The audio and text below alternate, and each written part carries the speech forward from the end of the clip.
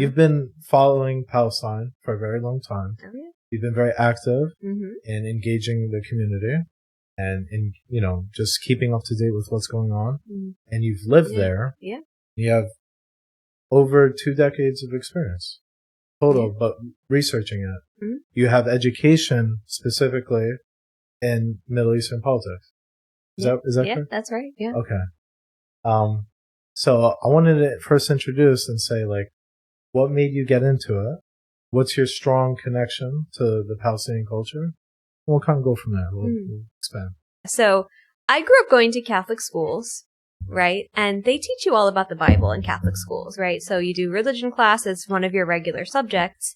And I remember when I was young having a religion book, and it had a map of Palestine in biblical times. There's 3 regions: Galilee, Samaria, Judea, and Jerusalem is sort of kind of like lower center part of this rough map.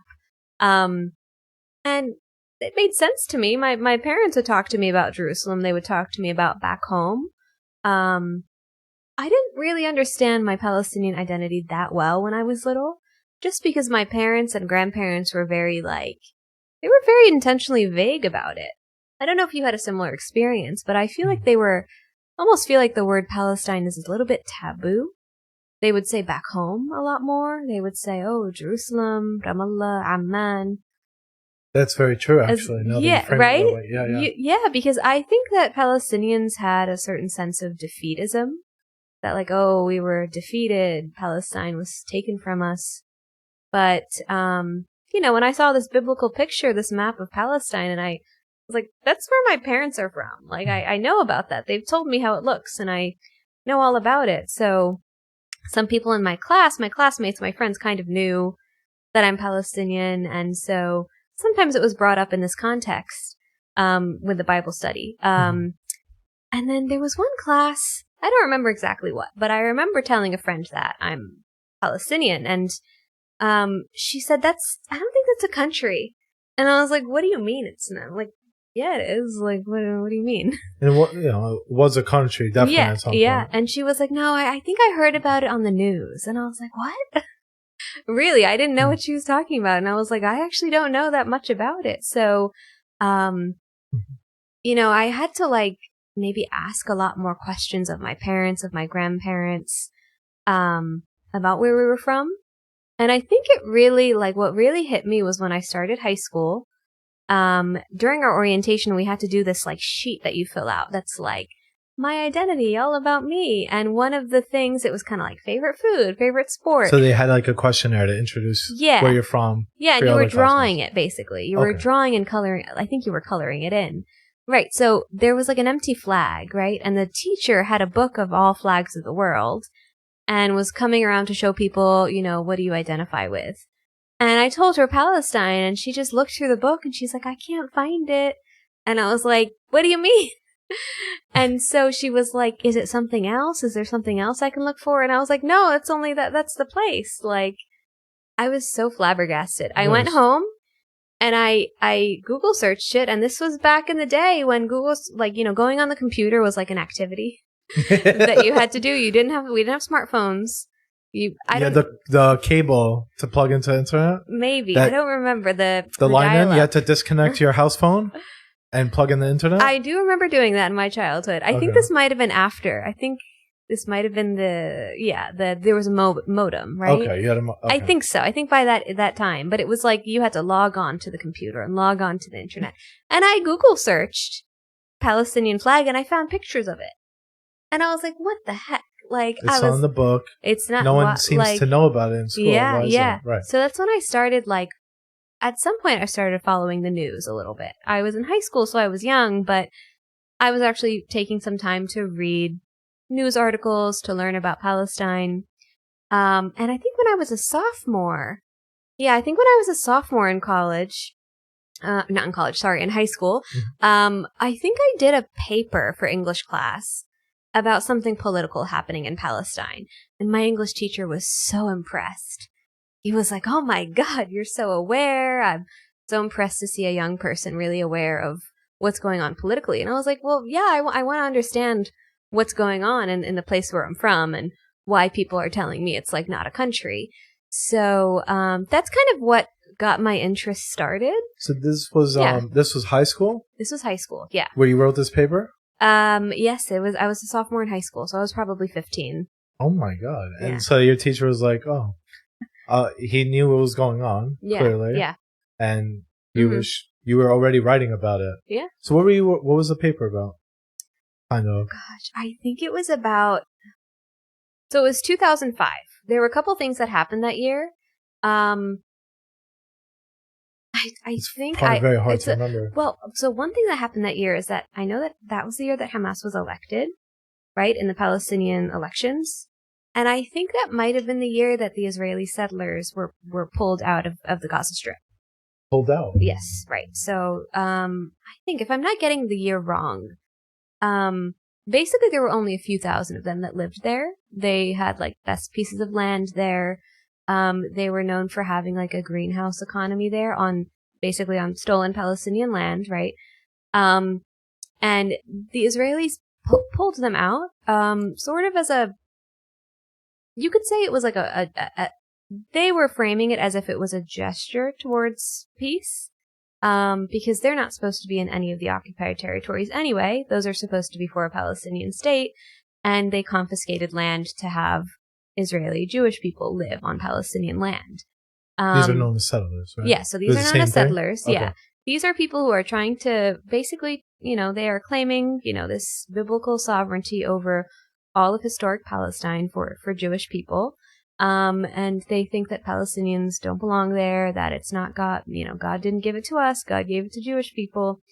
That kind of, mentality is what the settlers have. So there were some living in the Gaza Strip, and the Israelis are under a lot of pressure from the international community to remove these settlements because they're on stolen Palestinian land, right? It's a war crime to have settlements there, right? Transferring a civilian population to a territory that you militarily occupy is a war crime.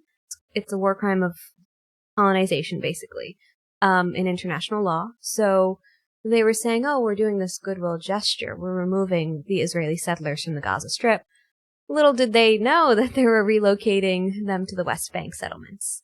But there was probably what analysts would say is that there was a high cost of protecting such a small population in the Gaza Strip, right? So about 8,000 people in a huge area, a huge urban Palestinian area, because the Gaza Strip is it's like 5 districts, and they're all like very densely populated. So it required a lot of security to secure those 8,000 people. It's very costly. And when they pulled them out, they were able to say to the international community, look how great we are. We're like, we ended that settlement, and Gaza Strip is no longer occupied by us because we've pulled our army, the army is no longer inside the strip. So I think those were the two things that happened in 2005 that I wish I could pull this old paper out and read it. It was definitely written on loose leaf paper. Oh, wow. Back in the day. Yeah, that was back in the day. No double-sided. No double-sided, no. No margins. No margins, no line spacing. Yeah, I'm curious. No I don't font remember. 7 hex. Right, exactly. Exactly. It was like in script also. Little kids don't learn script anymore. But I wrote my papers in script, yes. So, yeah, because it was like later that we had to print our papers out. But 10th grade, I think I was still writing my papers. So it was about one of those events. I don't really remember. So you wrote about those events. Your teacher was well informed and was like impressed. Like, wow, you know what you're talking about, or at least you're familiar with that. Right. So you drew that was a lot. I'm trying to process. Sorry. No, it's good. It's very good. So they were relocated into the West. So there was Israeli settlers pre-2005. Yep, living in the Gaza Strip. About 1,000. 8,000. 8,000. And they were relocated, not into Israeli territory, but the West Bank territory. Yeah, the other Palestinian territory, yeah. And is that event why the map is so spotted in terms of this is a settlement area and this is Palestinian territory? Yes. So they were scattered around. Yeah. So when you look at the map of the West Bank, you'll see there's all these spots. Those spots are probably, they might vary, but probably what you're looking at are the Israeli settlements. Mm-hmm. So what the Israeli settlements are in the West Bank, this is communities, towns, and cities that are built for Israelis on Palestinian territory.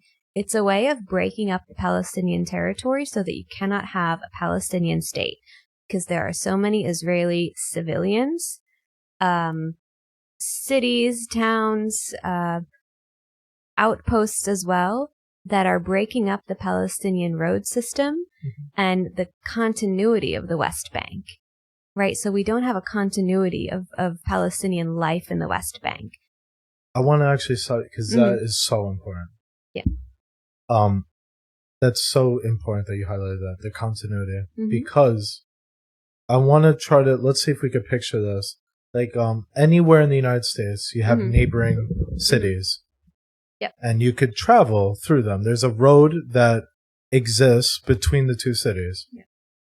There is none of that as much in Palestine because of these settlements. Because the roads don't go through. The roads are blocked by the Israeli settlements or by checkpoints. By checkpoints. By checkpoints, yeah. Right. So, and obviously a checkpoint. Right. And when these Israeli settlements are built on a road or next to a Palestinian village, they end up having to build a new road to go in a huge circle around the settlement. And this could, what's the detour like? It depends. It could be, I mean, sometimes, like, I'll give you a great example. Going from Ramallah, right? You've been to Ramallah, great city. It should be about 20 minutes from Jerusalem, but you should budget at least an hour to an hour and a half because of that checkpoint. Because you have to go in a big circle around the Kalandia checkpoint. I don't know if that's explaining it very well, but no, it is. You do have to go in a big circle, right? On a map would help because it's the way they've divided up the land is even complex for Palestinians to navigate when we're driving. Another great example is when you want to go from Ramallah to Bethlehem, right? And a lot of Palestinians want to go to Bethlehem for different reasons, because it's a great city, there are great schools there are religious sites there, and that's a place that we should be able to visit. Now, if Palestinians were able to drive from Ramallah through Jerusalem to Bethlehem, I don't think it would take more than 30 minutes, 45 minutes. And I'm going to put a map on just to show on the map. These are all neighboring cities. They all touch each other. Yep. And they're really close in distance. So, but the way that Jerusalem is being taken by Israel, basically, they are trying to annex it. They're trying to annex East Jerusalem, which is part of the West Bank legally, but they want to keep it as part of the Israeli state. So they have not only taken East Jerusalem, but the whole environs around it. So a bunch of, let's say, suburban areas around it. That's why Palestinians who are not allowed to go to Jerusalem anymore, they're cut off from Jerusalem, have to go in a big semicircle from Ramallah all the way around to go to Bethlehem. And it takes more like an hour and a half. And it's also a much more dangerous route because you have to go through some very, I would say, like steep mountain passes. Yeah, it's very mountainous. Yeah, I don't know if you've been on that road, but they actually, so the road you go through, I've done it many times. It's called Wadi an-Nar, Valley of Fire, because it's literally a dangerous road to drive on, and there are car accidents that happen there. And this is the road, again, going, rather than through Jerusalem, going all the way around in a circle through the mountains, basically. So it's dangerous, it's longer, and really the reason is so that Palestinians don't enter Jerusalem. We are barred from going to Jerusalem. They're trying to make it as difficult as possible. Yeah. And I mean, if you really think about it, if you're a working Palestinian, you're working 8, 10, 11 hours a day, you can't make that trip because it takes that much longer. Can't go see family. Can't go do any activities because you're limited throughout the day. You can't just go whenever you want, right? Like if certain places open, so this is what we're trying to illustrate. Well, I guess what I got from that is we're trying to illustrate not only how complex it is to navigate between different cities in Palestine, it's also demoralizing and it's difficult. They make it so difficult that, you can't, it makes it much harder than it has to be. And dangerous. And dangerous. Right? Because you have checkpoints. You have checkpoints on the way. So you have to pass through Israeli army-run checkpoints in the Palestinian territories to get to where you want to go. They could subject you to search your car. They could subject you to sit on the side of the road while they interrogate you. Mm-hmm. They could subject you to like any kind of humiliating treatment. Imagine like every single day going through a checkpoint where a soldier points a massive, some kind of machine gun or automatic, some kind of military grade weapon. Yeah. And is yelling at you and is asking you to open your bag and show them. And I mean, you're just at their mercy, right? Is that a daily life that any human being should be subjected to? I think anyone could say, oh, we'd understand if there was like a conflict and a military occupation that lasted 2-3 years while governments were transitioning. This has been since 1967. 67. So right? That is. It's been people's entire lifetimes. People who were born in 1967 have never known what it's like to be in a free country. Right? Their existence is like. Entire existence. People is like, pointing guns at you. Yeah. And we're talking, like, these checkpoints are everywhere. Mm-hmm. I've been through some myself. Me too, yeah. And they have, they're strapped on. They have an AR-15 or, some kind of assault rifle. And they're just regular military, but you're at their mercy of what you're saying. Right. Because you obviously don't carry weapons. Nothing like that exists for a Palestinian. Right. Or if you are, you're in deep shit. Yeah. Right. People get shot at these checkpoints. Yeah, it happens all the time. Yeah. I mean, this is not like the border crossing on Rainbow Bridge going to Canada from New York where it's all friendly and you're going there for... No, this is like a very aggressive kind of scary environment for most people, right? So you could be denied entry. They could yell at you. They could be looking for someone that looks like you. They could do anything, right? You have no protection, right? It's not like you can call the police to protect you. They're the ones, the Israeli army are the ones governing the territory. Right, so. And people have to realize that they control our lives, right? As Palestinians. They control our movement. They even control what we can carry. And there's so many stories, especially from the days of the Intifadas, like of soldiers like saying you're not allowed to bring this food with you, you're not allowed to do this, not allowed to let ambulances pass through the checkpoints, and it's caused to people, some people have died, some women have had miscarriages because they couldn't access the hospital. Right, because it takes literally an hour or two more.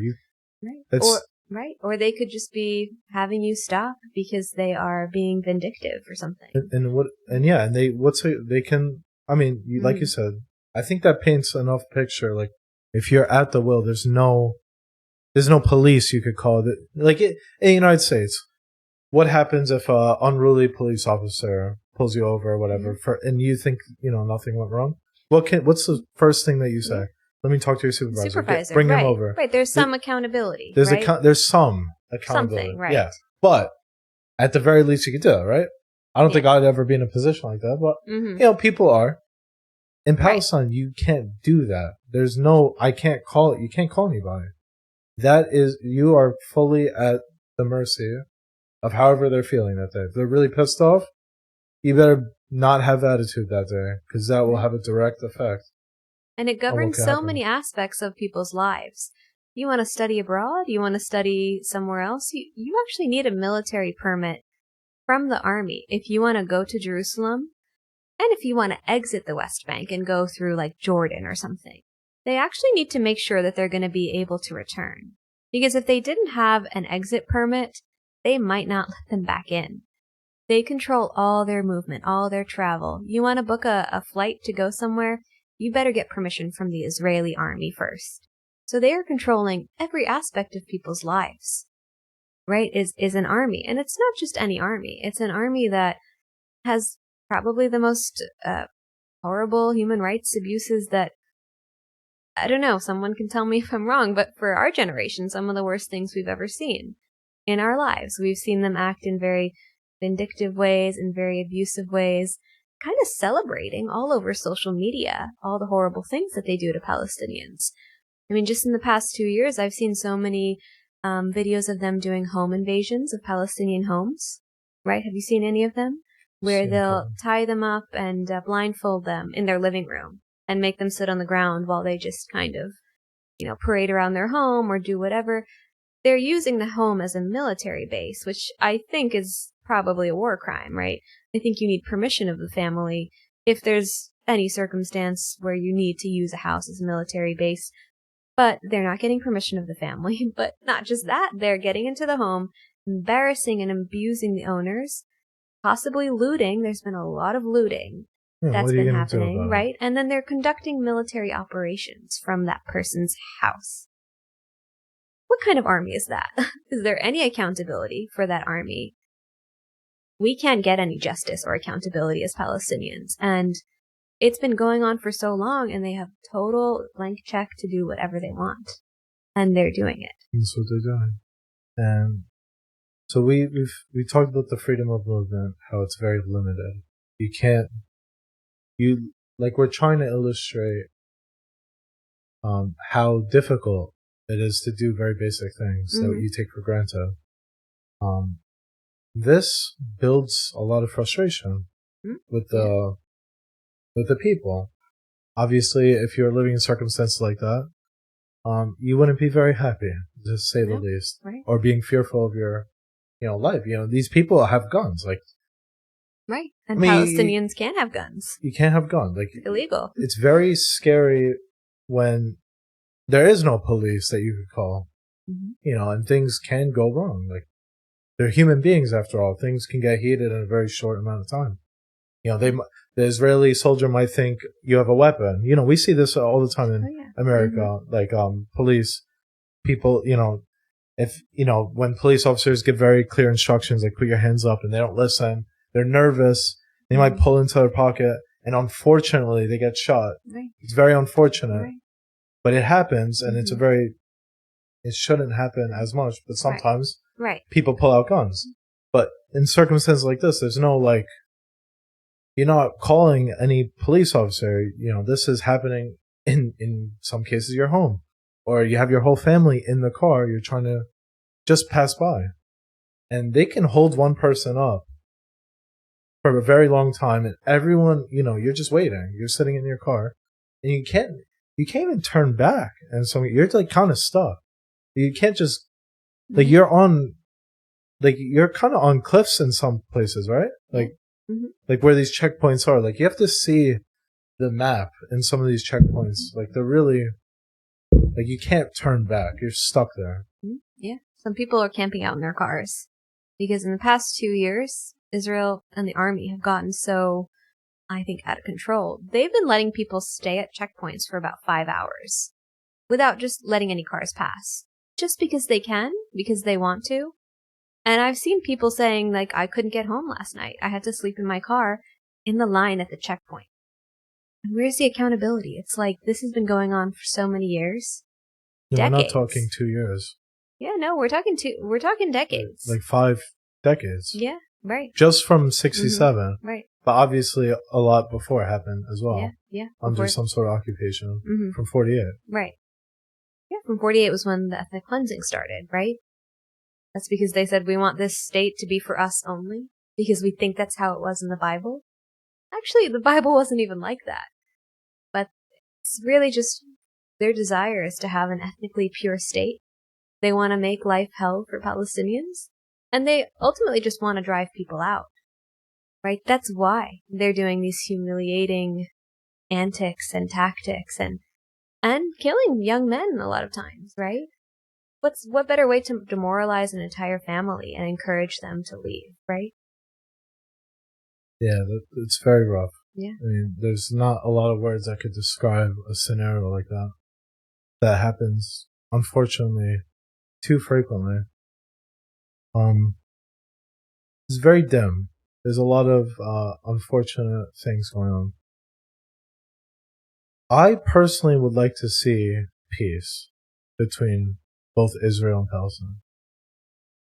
But the way I see it now is that if you continue with these settlements, you continue with what they're doing with these settlements, you're making it impossible for peace. Because it's not that, I don't think it's, you can even say that I don't think some Palestinians mind that they're settlements, but if they're intersecting cities and causing these massive blockages, that's obviously a huge problem. And maybe if there was more accountability, like, can I call my Palestinian government in this case? But there is none. It's very lopsided. There's not a lot of, there's not much you can do as a Palestinian. So even for peace, like, there has to be a lot of change in that direction. There has to be accountability, and there has to be some sort of government. Like, it just doesn't, even if I'm trying to be as graceful as I can to Israelis, I don't think it's even, you can't start without having people govern themselves. Like, we can't be at the mercy of another state for 50 more years. It's already been 50 years. Yeah. Right. Well, we can't even talk about peace until we talk about the accountability and correcting what's going on.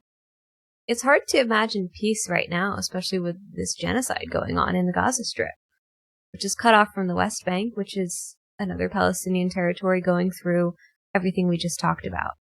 How can we talk about peace at this time where we're just trying to save people's lives at this point? There's been almost 1,000 people that have been killed in the West Bank in the past 2 years by the Israeli army or settlers. I don't think people in the West realize that. And I also don't think many of them realize, or maybe they're starting to realize and wake up to it, that Israel's been breaking every single international law on the book that is meant to keep states in check and occupying powers in check. Right. There so are so there are accountability mechanisms that the international community is not using for many different reasons, but a lot of it is because the United States doesn't want there to be accountability for the Israeli state. They want to deflect. They want to, avoid, deny. For probably a lot of different reasons. You could cite that the AIPAC lobby is very powerful, the pro-Israel lobby. You could cite the fact that, the U.S. probably is concerned about getting itself implicated in international legal charges because we've been bankrolling the Israeli army for decades.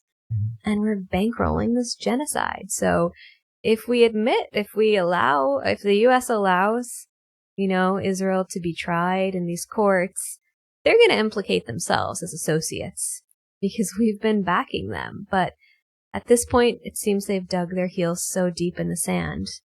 And it's been a real challenge for the American people to reverse that mentality among our political elite. But we are a major obstacle to peace as the United States because we allow Israel to break these laws. We allow them to get away with it by blocking the UN from implementing any of these accountability measures. There's a wild statistic, I don't know how many dozens of UN resolutions targeted at Israel for what it's been doing to Palestinians because they've been breaking international law. They've been building settlements. That's a crime. It's a war crime. They have been killing. They have been stealing Palestinian land. The settlements are also actually stealing people's private land, like their farmland. Yeah. Right? And they've also annexed more of the West Bank when they built the wall. That wall is double the size of the Berlin Wall. It's like twice as tall, right? And it is built on Palestinian territory. It takes more of it. So it steals. Because they enforce the law. Yeah, and Palestinians, how do they get accountability? They try to sue Israel and the Israeli courts.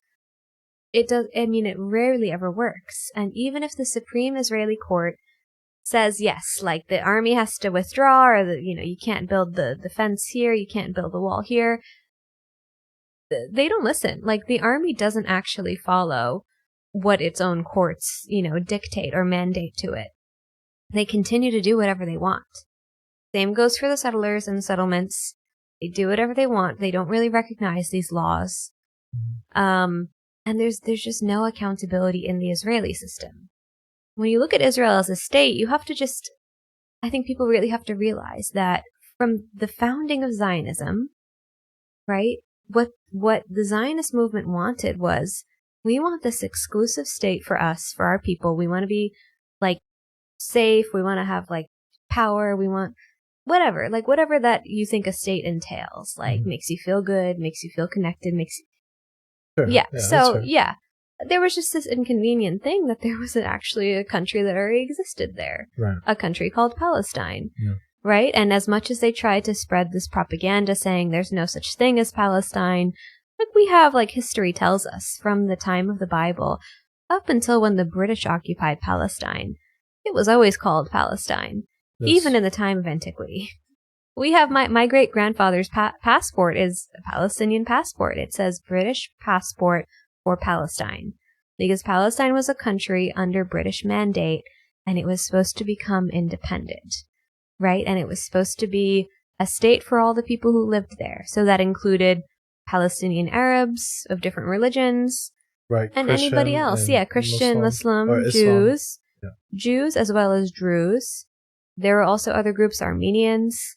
There are some Black Palestinians, and there's actually but before Zionism, there was always like a small Jewish population in Palestine, and then there was more immigrants coming in the early 1900s up until the 20s and 30s. So it's diverse. It was very diverse, very religiously diverse. Definitely, yeah. Lebanon, Syria, this whole area of the Levant, or Bilad al-Sham, as they say in Arabic, very diverse, with religions, with languages. All in Palestine. Yeah, in Palestine. But also, like, just more broadly, Lebanon and Syria. Also, like, you have a mosaic across the Middle East. And a lot of people don't realize that. There are so many different sects, like churches. There are different, like, sects of Islam. There's also Druze. That's another religious minority. And then there's Armenians, right? And so, yeah, and, you know, there's also people in the Middle East who speak not just Arabic, but also Aramaic. Right, so isn't it one of the original languages from the Bible? Yeah. So it's also a Semitic language. That was a language, you know, a dialect of it was spoken by Jesus, right? Some people still speak that language today. I didn't know that. Yeah, right. So it's like there's so much diversity in the Middle East, and people just think it's the Arab and the Muslim world. Well, it's a lot more like it's a kaleidoscope of cultures and religions, right? And that's like one of the beautiful things. And so when the Zionist movement said we need the state to be for our kind only.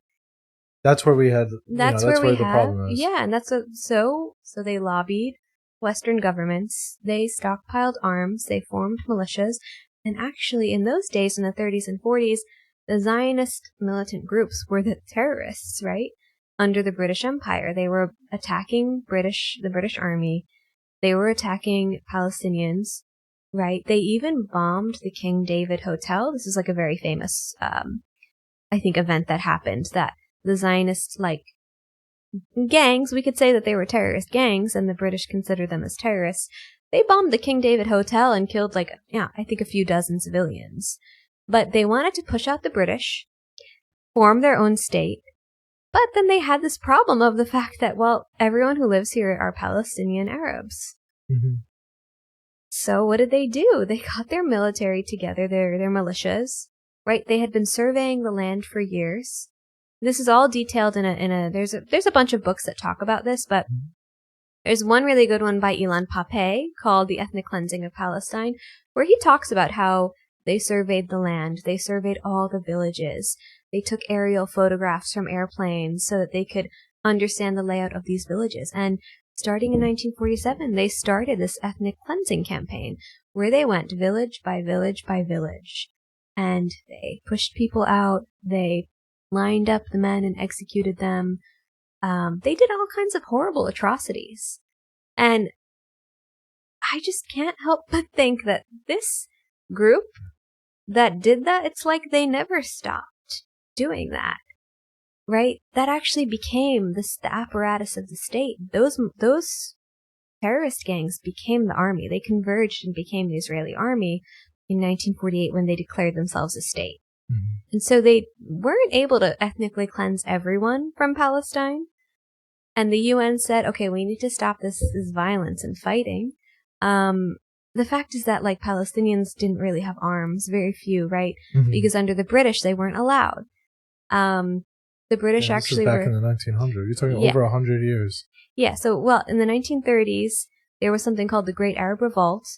That's when the Palestinians were trying to push out the British, because the British were supposed to give them independence by then. And the British were like, we're not letting go. Like, we're hanging on as long as we can. So they actually were revolting against them. And it was also because they knew that the British had promised Palestine to the Jewish people. They sent a letter. So this is probably where a lot of conspiracy theories come from. Mm-hmm. When the British declared that we're going to set up a Jewish homeland in Palestine, they sent a letter. Balfour sent a letter to Lord Rothschild. And the Rothschild that we're familiar with? Yes, like the British banking family. Whoa. Right. So that was actually a letter he sent to him. There's a television interview you can watch of, like, the, I guess, most recent Lord Rothschild reading that letter that was sent to, like, let's say his grandfather or something. But it was a letter sent to the Rothschilds, like a Jewish banking family, saying, we want to set up a Jewish homeland in Palestine. So Palestinians were very aware the British are trying to give our country to Europeans. It doesn't matter what their religion is, they're from Europe.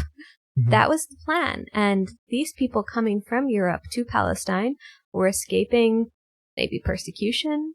Was it World War I? It was even before. So Zionism started in 1897, right? And I think that's a really important history, is that when they started, they said, okay, we think that we as Jewish people need our own country because we just can't escape the anti-Semitism, right? Yeah. There was a lot of disagreements in the community. Some people said, no, we live here. We've been here 2,000 years in Russia, in Italy, in different places in Europe, right? There's a diaspora of Jews, right? They're in many countries. They speak many languages. They have a lot of different cultures. Not everybody agreed with this, but there were some people who said, yes, we want this to happen, right? You can read what they said and what they wrote back in the day. In the early stages, they didn't know where they wanted to live or to have this homeland. Mm-hmm. So they considered a bunch of different countries. They considered, I think, Argentina. I think the British actually offered them Uganda, right? Right.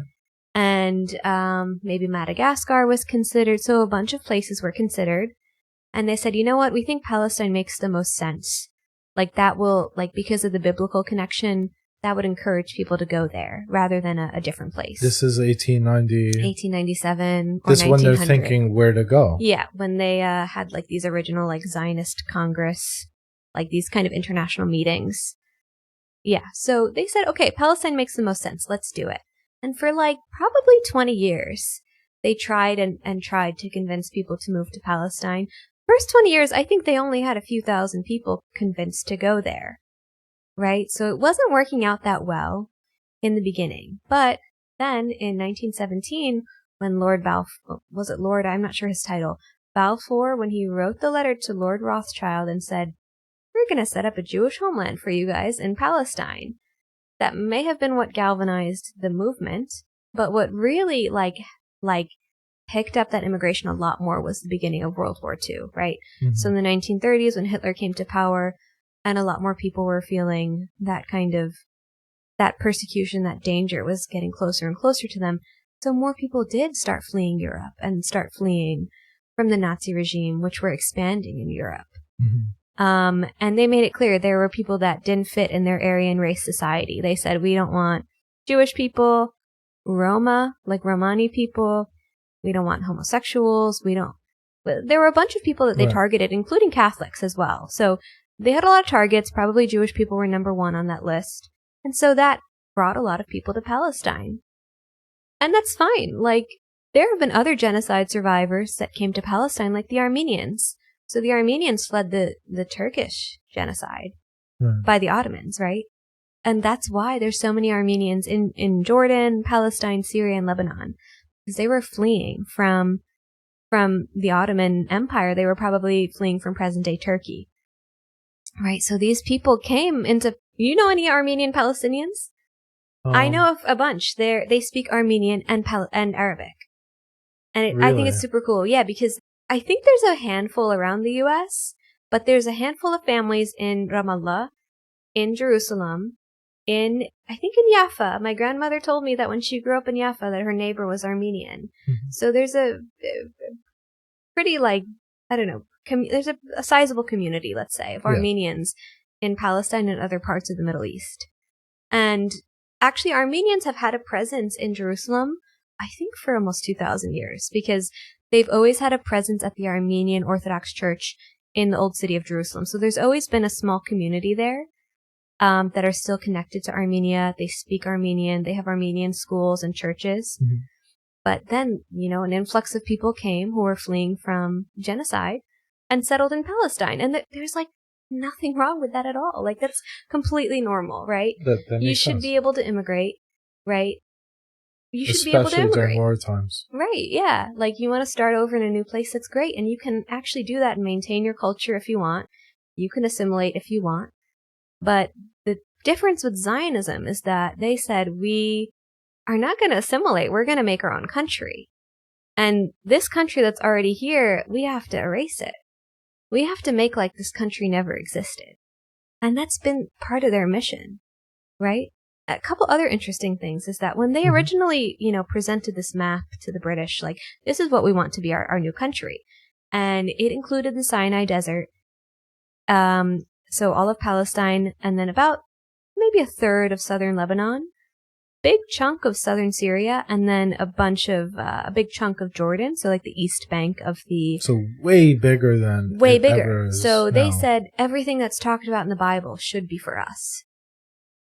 That's interesting. Yeah. Because from the Bible, you're saying. Yes. Oh, that's what... So Zionism in the beginning They don't use the Torah for their claims? Well, yeah, I'm using the word Bible like loosely, but it's like all the Old Testament books that they don't just have the Torah, they have a bunch of others. And it documents. It's not all 100% accurate. Some of it might not have happened. Some of it we don't really have evidence of. Was it really happening that way, or is this kind of a myth or a legend, like, Noah's Ark, that kind of thing. Right. So these are stories that might have been an oral history that were later written down. And so there's many books. So the Torah is one, but then there's, I think before the Torah, there's Genesis. Where's Genesis in the Torah? I don't remember 100%. Genesis in the Old Testament. In the Old Testament. That's the first book. Yeah, so the Torah Exodus. is also in the Old Testament. The Torah is like certain books in the Old Testament. Okay, it probably has the first 5 or 6. That's the books of Moses. Yeah. So there's books of Moses. And then it goes across history. It goes across hundreds of years. Okay. Yeah, so the Old Testament has a lot of, let's say, some history, right? But they make reference. So you're saying there's a lot of references to lands that belongs presumably to Israeli or... Well, this is not Israel at this point. Yes. We're still in the early 1900s? Early 1900s, yes. So what is they claiming? For Jewish or for Christians? Well, no, for the early Zionist movement, they were saying we want a Jewish state, and we think this is how big it should be, and it should be all this territory. Now, this is also before Lebanon existed, before Syria and Jordan. This was before any country formally existed, because before the British were there, this was all under the Ottoman Empire. And yes, there were like loosely applied terms, like you had Syria and Greater Syria, right? You had Palestine. Jordan wasn't really, didn't really have that identity as a country. Lebanon, maybe, like Mount Lebanon. That was I guess there was a lot of Christians around that area. So, but anyway, like back then, like 100 years ago, maps looked totally different. And there's a lot of countries that didn't exist back then. And as for these 4 countries in the Middle East, right, you have Jordan, Lebanon, Palestine, Syria. They were all supposed to become their own countries after the Ottoman Empire, right? They were fighting to get out of the Ottoman Empire. They were like, we want our own countries. Like, the Armenians wanted their own countries. Right. The Greeks wanted their own country. That's why this is a lot of history, but... There's a lot, yeah. I'm trying to. So the Ottoman Empire was huge, and a lot of people over time, groups of people were like, we want out. We want to be independent. We don't want to be under your empire anymore. So it was the Greeks. Later is the Armenians. Maybe I'm missing a bunch of people, but and that's why there was like what people call a Greek genocide, what people call an Armenian genocide committed by the Ottomans. Now, when the people in the Middle East wanted independence from the Ottomans. Anyway, so as the people in the Middle East wanted independence from the Ottomans, they were like, how are we going to do this? Well, what if we work with the British who were fighting the Ottomans during World War II? And if we help the British fight the Ottomans, then the British will grant us independence and we'll get our own states. And so the British were like, yes, please help us fight the Ottomans. Mm-hmm. They did. They defeated the Ottomans. But the British were like, haha, not so fast. You don't get your country right away. You need time. Like, we need to like set you up. Like, you need to like, you need the tools to have a country. Like, this is going to take some time. So what the British and the French did is that they took over like huge territories of land in the Middle East and North Africa and Africa. And they decided to draw the borders and name the countries kind of as they pleased. So the British had a mandate by the international community. Before the UN, there was the League of Nations. Okay. And the League of Nations was said, okay, the British are going to be allowed to administer these territories. And then the French have these territories. So I think the French had Syria and Lebanon. Mm-hmm. And then the British were controlling Palestine and Jordan and other places also. But basically, there was an area called Palestine, and there was a British mandate for Palestine, mm-hmm. right? And then there was a French mandate for Syria, Lebanon. But basically, the British were like, we'll give you your independence, wink, wink, right? But in the meantime, they're telling the Jewish people of Europe, we're going to give you a state also. So this was a trap that like these Arabs fell into, that they were like, we're going to work with the British and they're going to give us states. But the British were like, actually, our interests come first, right? Like, you guys aren't on equal par with us. You're going to be our colonial subjects, right? So anyway, that is how a lot of Arabs, I would say the elites that were working with the British, which could have been like tribal leaders or political elite, they were really fooled by them. And then the British did this thing where they turned around, they said, oh, we're going to allow Jewish immigration and we're going to have all of these sort of jobs in our administrative sort of offices in Palestine are going to be mostly European Jewish people who are coming into the country. And that's why a lot of the institutions that they built up as part of Zionism, which were schools, kibbutzes, their military groups or militant groups before it was a country, mm-hmm. they had a lot of this infrastructure in place so that in 1948, they were like, well, we're a state now. And the Palestinians, on the other hand, were robbed of all of these things that would have given them statehood, right? Because they weren't allowed in any kind of, let's say, British government or British army positions, right? Mm-hmm. They had some local Arab councils, but the British largely ignored them. There's so much history. Yeah, so I'm very ignorant of a lot of this history, especially pre-48. Yeah. Mm-hmm. I'm very ignorant of that. So thank you for illustrating. I'm just trying to pick up where. So pre-48, the British Empire at the time basically set this whole thing in orchestration, where they allowed European Jewish people to come in, but they also did not give statehood to the Palestinians. Yeah. Mm-hmm. So at 48, when Israel declared its state, we no longer had a state. Did we ever have a state? So when did the statehood get removed? Yeah. So it's not that Palestine was its own state, but it was a territory under the British mandate. It was supposed to become a state. That was the whole point of the mandate. The mandate was like, we're getting you ready for statehood, right? We're governing you because you don't have your own government because the Ottoman Empire has fallen. We're doing this role of like a paternal kind of caretaker, and we're going to take care of you because you don't have any government set up. So It was called the British Mandate of Palestine, right? And so everything was government of Palestine. It was called Palestine. It said Palestine on the money, on the passports. The buildings said government of Palestine, and you can still see them today.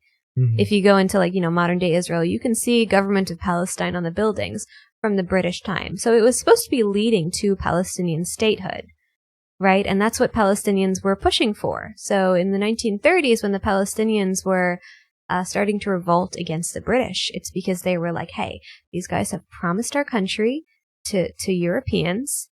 This is our country, and they told us decades ago that we were going to have our own country if we helped them fight the Ottomans.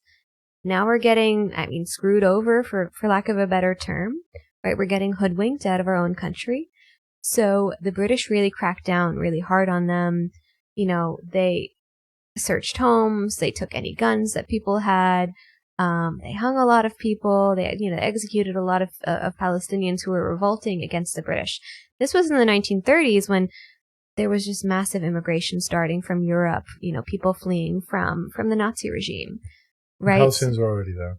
Palestinians were already there for thousands of years. We have Canaanite ancestry. If you ever do an ancestry test, you'll probably find that you have Canaanite DNA, because I know other Palestinians who have done it, and if you do that ancient DNA kind of analysis, it's like, yeah, a lot of genetic studies show that we are the descendants of the original, Canaanites. And if these are the people from the Bible. Yeah. So and that's a whole other topic of the different peoples that lived in ancient Palestine. So there were Israelites, there were Canaanites, there were Phoenicians. These were all people who coexisted back then, and across different time periods might have migrated or might have switched religions, right? Because there was paganism back then. But our DNA shows 80 to 90% Canaanite, basically. Roots. Yeah.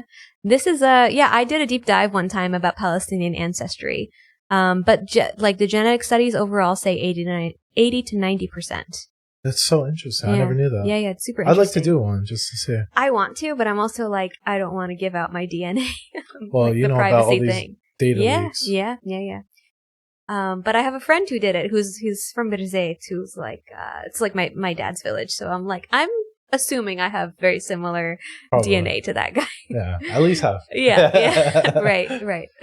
Damn, so this is, so I love this, by the way. I'm a student right now. Mm-hmm. I'm trying to learn. I'm trying to keep up.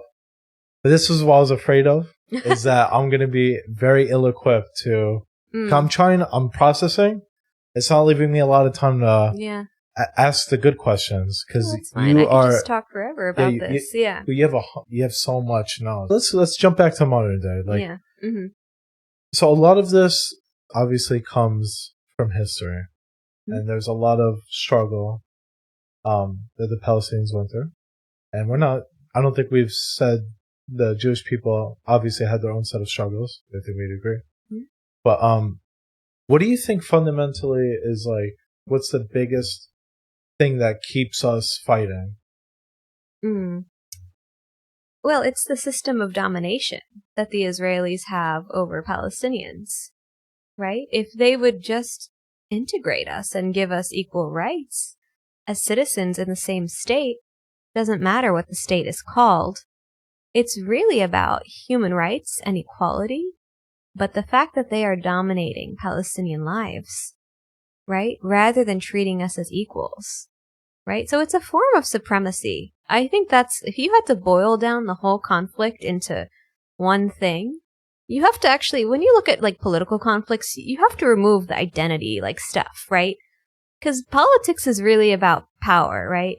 Power, profit, whatever. It's really what it boils down to. Absolutely. I'm not going to fight someone because of the way they look. I actually want the resources, or I want land, or I want money, or I want some kind of power, right? That's what politics comes down to. So when we talk about Israel-Palestine, you can't say, well, the biblical this and the biblical, no. It's not about identity. It is about power. So people really have to boil down to it and focus on that. And it's very easy for people to use these tools around the Bible and whatever religious claims or historical claims. But all of that, we could both play at that game. Yeah, basically. And I think that those are used as tools to convince people Yes. to fight in the army. How do you convince people to go settle in the West Bank in someone else's like land? You tell them the Bible said so, right? That can be like for a Jewish person who's going to become a settler and move from Brooklyn and go live in a Palestinian person's like land. How do you convince someone to do something so radical? To move from Europe and go to these settlements that are built on people like us, like we have farmland. Well, they demolish the olive trees, they build a settlement. How do you convince like people in other countries to go live on stolen land? That's such a interesting logistical. It's a tool, right? Challenge. And how do you overcome how do you that? actually? I'm sorry, It's okay. You got me going. Yeah. How do you actually get them to come? Because obviously they're not there right now. Right. And if they're going to settle in, they're immigrating. Right. Or they're coming from Israel and immigrating into the territory, the Palestinian territories. Yeah, right. So you're saying, like, how do you, like, what's a good thing? Like, what could compel someone to do that? And obviously using religion in that way is arguably the most compelling. Right, yeah. Very compelling. I think people are very easily radicalized around identity. And because religion, for a lot of people, it's very like the core of their identity. You know, some people are more into their racial or national identity, but for some people, it could be their religious identity is really what, maybe they have trauma around it. Maybe they feel very victimized around it. And it's something that you can easily trigger. I'm using this word like a radicalization. I'm trying to use it as in as if you're triggering like a trauma response in someone. You have to go do this radical thing because of your religion, you've been persecuted. I think that's the most captivating thing to capture someone, to do something. Psychologically, yeah. I mean, literally, by definition, I think. Yeah. Politics is about power, not about identity. It's the supremacy, right? Because for the Zionist ideology, I think for them, to be a minority in a country means to remain as a persecuted people. They don't want to be a minority group in Palestine. Unfortunately, I don't think they'd be facing any persecution. We don't have this anti-Jewish, racism in the Middle East in the way that they have in Europe. Because in Europe, there's a power dynamic where Jewish people are experiencing racism because they're not at the top of this pyramid, let's say. We never had this in the Middle East, maybe very little bit, but not on a large societal level. Mm-hmm. But for them, coming from the European mentality, and the founders of Zionism were all from Europe, right? Coming to the Middle East and not knowing anything about the place, not knowing any of the people, their mentality is that we need to be strong, right? We need to be the majority. And we need our own country for us only, right? And that was the entire, baseline, the premise, the foundational ideology that, moved them towards all these actions that they took. But we really need to dismantle that way of thinking, that we can only be safe if we kick all the Palestinians out. We can only be safe if we have our own country in the place that we chose. These are things that we need to work on, somehow dismantling this kind of mythology that they've built up. Their ideology is based on sort of their belief system coming from Europe, as persecuted people from Europe. But we as Palestinians, has nothing to do with us, whatever was going on in Europe. Nothing to do with us. So for me, the root of the problem is really this idea of supremacy. Mm-hmm. And I'm sure there's a lot going on psychologically that people could talk about, the generational trauma, the victimization. But all of that, it's really it's kind of superfluous, because the root of the problem is that you have a group of people seeking power. Maybe they're powerless in Europe, they're seeking power. The way that they can do it is by kicking out Palestinians and having their own country for them alone, right? So if that's their mentality, that's the mentality, right? That's the goal. That's what they're going to do anything to achieve that goal, even if it means committing a genocide. For me, having equality would turn that whole, everything would be upside down, right? Right. They wouldn't be able to kill people based on who they are or seeking power, because they would actually be equal to us. If we lived side by side, if if the UN never said, let's split Palestine up into 2 countries, if they said, no, you're going to be one country and everyone's going to live together in this democracy, I mean, we would never have what we're having today. We always could have and always should have been living as equal citizens in one country for everyone. So that's always what should have been. But you have another group of people. If you kind of take away the whole identity and the generational trauma and all the victimization, you have one group of people that wants to be powerful. That's what it comes down to. And they actually are powerful, like militarily. Right. And they're, constantly, just like smashing us down, right? That's like, I mean, if you boil it down to everything, it's really supremacist ideology that I think is the cause of all of this. Wow, that's actually, I think that's very good articulation of the problem. It's that supremacy. And you actually are very charitable too by saying you're not, I'm trying to keep up. Sorry. It's a lot. You're very charitable in saying like, I don't believe in like, only Palestinian people should live there. No one's saying that. You're saying we should all live together, which I think is the right message. Yeah. Because either they want to live by themselves as a majority or we do. At the end of it, it's both wrong. But us living together, I think, is the right message.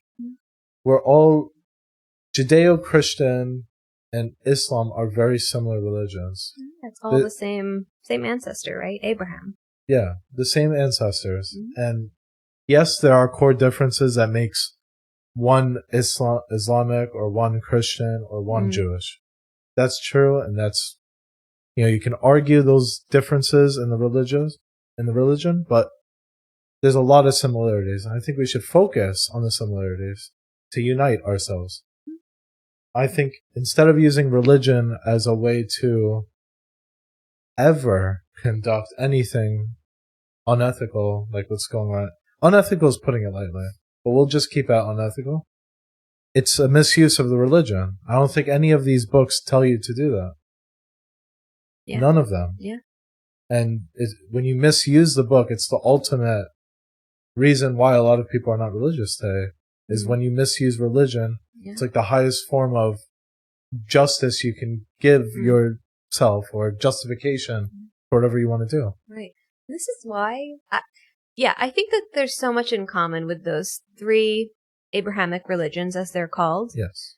And I think at the same time, like, we can't just say my religion says this, my religion says that. Right. We need like a common set of values. And I think what's so great about international law is that it provides us with that, right? These are internationally recognized values that are guiding or should guide how states are conducting themselves. Agreed. And it can apply to everyone, regardless of what religion, regardless of their belief system. We as humans have enough in common that we can come together and agree XYZ are wrong and should not be allowed. I completely agree with that. Yeah, because if let's just say if Christians were to now say, well, biblically we're supposed to have this land, that's the same problem. The Crusades tried that, right? Right, and it's wrong. And it doesn't mean whatever. And I'm a Christian saying that. It's wrong objectively to misuse your religion that way. Right. I completely agree with what you're saying. Yeah. I think that's very important that you have international law that looks at the intersection between all the commonalities of the religious thinking and practices and values and puts that into law so that it can be respective and it can be objectively justified, I think is the word. We gave the core point. Right. Supremacy. We talked about modern day and we talked a lot about history. Do you want to talk about how you were nervous to do such an episode? Like, you were nervous about backlash? It's up to you. So this is really interesting because we originally talked about bringing up this topic of Palestine. And for me, I've wanted to do it for a long time, but I've been pretty nervous to do it, honestly, because it depends on how you bring it out. And I think I needed to find the right guest to do it because I don't want just a perspective, one side of the perspective. Like, being a Palestinian myself, I don't want to just show the Palestinian perspective. And part of being on a platform I want to show both sides. I want people to be able to listen to both sides. I think you did a really good job of showing both sides and like, a very based kind of viewpoint, of how we can go forward with a potential peace plan. Like, yeah, I mean, it makes sense, like, to stop supremacy. But in general, talking about bringing this up, yeah, there's a lot of censorship around this. And, part of me is like, do I want to be censored? Do I want to not ever talk about something like this? And part of me, keep the business separate from politics. But at some point, like, if something like this is happening and it's your people, like my family lives overseas, like, at what point am I just going to not talk about it? And I'm very happy that you came on the podcast to bring it out, because I did want to talk about it, but I don't have, just to be very honest, I'm not as well articulated in the subject as I'd like to be. I think Samantha is far beyond the normal skill set with this. And yeah, I feel a lot more comfortable to bring it up because I'm not here trying to push one side of the story. I don't think any of us have done that. We're just talking about our own perspectives, which I think, yeah, it has to be okay. Mm-hmm. Yeah, we should be allowed to talk about this. I mean, there's a lot of censorship. There's a lot of backlash that people get for doing podcasts talking about Palestine, for people writing articles about Palestine where they present it in a certain light, which could be a neutral light or could be a more pro-Palestine light. But it's so hard for us. And I think, like, you and I have probably known from when we were young that there's some kind of, like, not complete freedom to talk about being Palestinian or to talk about Palestine when you're in the U.S. And that's kind of been for a while. Like, there's a lot of forces out there that will, you'll get backlash from them for talking about Palestine, whether it's at your job, in schools and universities, on the media, because really those in power like to have a certain narrative. Of course. Right? And our narrative completely cancels or really questions or shakes whatever kind of foundational beliefs that some other people have. So it's so hard for us to talk about being Palestinian. And I think a lot of Palestinians in the U.S., they're like, we share this kind of feeling where you're like, should I tell them? When they ask me, where are you from? Right. You're like, I know exactly. Right. Do you get that question? Where are you from? Yeah. I'm like, do I just say Arab? I'm not Arab. Do I just say Middle Eastern, or do I get specific and say Palestine? Yeah. And depending on the audience, that might not be a very well-received thing. Yeah. Like you were talking about in high school, or was it middle school? Where your teacher said that's not, I can't find, it's not a country, or was it your schoolmate, one of your classmates? My classmate who said that. I don't think that's a country. Your classmate, right? Yeah. So like that was before October 7th, way before. Yeah. This is like 90s, right? 2005-ish. Right. Or 90s? Yeah, late 90s. Yeah. There's a lot of background and history about just like these kind of like media, I don't know how to say it otherwise, media wars, like people wanting to have control over the narrative.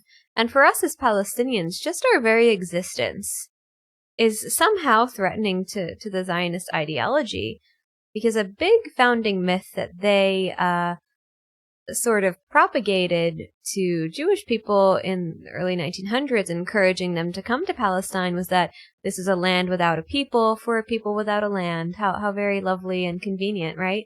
But it was false, right? Because there was a whole place full of people called Palestinians who owned the land, who lived there for generations. So when we say I'm a Palestinian, just our existence, it threatens their feelings of safety. Right. For them, Zionism is like, that's my safety. Right. Which is crazy. I mean, it's crazy. Yeah. Because your existence can't be a threat. Like, if you have that mentality, then there actually logistically can never be peace. Right. Yeah. Because you're reinforcing that you're not safe unless these people don't exist. Right. So how are we as Palestinians supposed to exist in Palestine? Or even here. I mean, here I think we have the least degree of difficulty, but the fact is that we still have difficulty to talk about who we are, We face racism. We face censorship and suppression. And just look at when we talk about the history of Palestine, the occupation. A lot of times people frame this as, oh, that's, anti-Semitic, and they quote these definitions of anti-Semitism as including criticism of Israel. Which, it's so weird. Like, if we criticize U.S., that doesn't mean we're anti-U.S. Right. It just means it could be better. Yeah, could be better. I mean, the U.S. also has committed a lot of war crimes. And a lot of Americans know that. And a lot of Americans are like, well, we don't want our country to do this, and we want to make it better. And, like, I want to be proud to live here. I don't want to be, ashamed of war crimes that we've committed. Like, that's not anti-American. It's like, I want to make it better. That's more American. Yeah, because we care about our image. Right. And so for us as Palestinians talking about Israel, it's like, well, we can't be anti-Palestinian. We have to be pro-Palestinian because that's us, right? But if you've put your ideology that you as a group of people are like can only exist if you kill us off, then well, we can't exactly endorse our own erasure and our own killing, and our own removal from our country. So for them to frame it as anti-Israel, it's like like, this is like an ideology that's trying to erase us, so you can't expect us to support it. Yeah. So it's almost like an oxymoron. It's like anti-Israel. Well, we are trying to exist. You've taken it and framed it in a completely, like, nonsensical way. Right? So it makes it sound like we have, like, if being Palestinian is a threat to Israel, then it sounds like the only logical thing is to be at war with Palestine. Yeah. It doesn't have to be that way. But unfortunately, a lot of people really believe this narrative in the U.S. because a lot of institutions and media agree or push out a certain narrative, which is very dehumanizing to Palestinians and Arabs, a lot of racism in the media, racism in television shows. And so it's almost like an oxymoron. It's like anti-Israel. Well, we are trying to exist. You've taken it and framed it in a completely, like, nonsensical way, right? So, movies, right? So it's very easy for Americans to say, yeah, like, oh, I know terrorists are bad and, Israel are good guys. Where does that leave us? We're like, well, we're the ones being erased by foreigners in our own country. Like, this is such a crazy dynamic. I think all Palestinians, I don't know, most of me and my friends feel so gaslit all the time. We're like, this is so crazy that we're being framed as the threat and we are being erased. Like, we are like Native Americans, right? Yeah. Being erased from our own country by a dominating power with the more advanced military. And you're going to tell us that we're the racists? Like, we feel so gaslit through this probably my whole life, but it's become very extreme in the past 2 years because obviously, like, October 7th happened. That was horrible. A genocide is happening. It's like absolutely crazy. And unfortunately, people are they've really bought into this, like, it's just a very anti-Palestinian mindset that people have. And they flipped it on us by saying, well, no, you're really the anti-Semites. And I don't even know what that means. Like, I don't know what that means today because I feel like that it's so loosely said. Mm-hmm. And I'm a big supporter of Jewish identity. Yeah. I have no problem with that at all. Yeah. It's one of the Abrahamic religions, if anything. I'm and very in favor of that. Right. But, like, go ahead. And for us as Palestinians, I don't think we talk about this enough, but there's a lot of Christians. There's a lot of Christians, but also, like, our history, our heritage includes Judaism, right? What do you think Palestinians were practicing before Jesus, right? They were Canaanites, they were Israelites, they were Phoenicians. Our ancestors included plenty of Jewish people, right? Some Jewish people did leave, right? And a lot of them stayed, right, in Palestine and converted to different religions. So important to highlight. And I just think it's so... so we're very much more alike than different. I mean, I think you could... Yeah, you could argue that. I mean, in the ancestral route. Right. Well, yeah. I mean, if you want to look at the DNA, you'll find that Yes, we have more. Not even just yeah. like we lived together and we were amongst each other. We were like the same type of people. 2,000 years ago, Yeah. right? And the crazy part is that if you have this group of, let's say, our very distant relatives who branched off into Europe and America and other places, Ethiopia, India, they're really all over the world. And they've come back to their ancestral homeland and they don't recognize us as relatives anymore. That's the craziest part, right? Like, you should be looking at us as distant relatives and you should come to live among us as equals. Imagine any person from like the US who said, well, 2,000 years ago, my ancestors were from, Russia. Like, Russia belongs to us. We need to kick all these people out. We need to take it over. These people need to go to some other anyone would be outraged. Right. Imagine you said, oh, there's a ton of other European states. Go to those other European states. Russia belongs to us because we lived here 2,000 years ago according to our religion. We know it. We know it. God told us. I mean, maybe you believe, maybe you don't, but that's like nothing to do with it. Like, you can't use religion to justify a land grab or conquering a territory, like ethnic cleansing and genocide. No, you can't justify it with religion. Because it's not justified in religion. Right. In these religions, specifically. It's not. Yeah. Especially for those reasons. Right. So it's like, yeah, if you wanted to go to your ancestral homeland, you should be seeing it as a homecoming.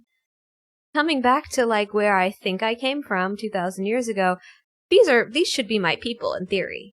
Right? So any Jewish person coming from Europe people have come from all other kind of continents as well. But primarily in the height of the immigration of the 30s and 40s, it was mostly Europe. I mean, they really should have been like, we're coming back to our distant relatives, right? And as an immigrant, what you should be doing is buy a house, buy a piece of land, get a job, integrate into society, keep your culture. I think that's lovely to keep your culture and your religion and your language as an immigrant, and you can keep that in your community. But you can integrate, right? You don't have to like erase the people that are living there. This should be a homecoming, or that's how they should have treated it. I agree. That's how I think. So anyway, when we bring these things up and we talk about it and people turn around and say, anti-Semite, Nazi, it's like, what? We are not you're giving a lot of historical knowledge and you were presenting one of the sides and you're also acknowledging the other side. I think you did really well with that. I think, we could talk about this definitely more in detail. Yeah. But I think it's time to give it a nice close. Usually at the end of the podcast, I give the guests final words, so that's not going to change. Oh, I have the final word? You have the final words. Always and forever, free Palestine. All right. Thanks for having me. Thank you, Samantha, for joining.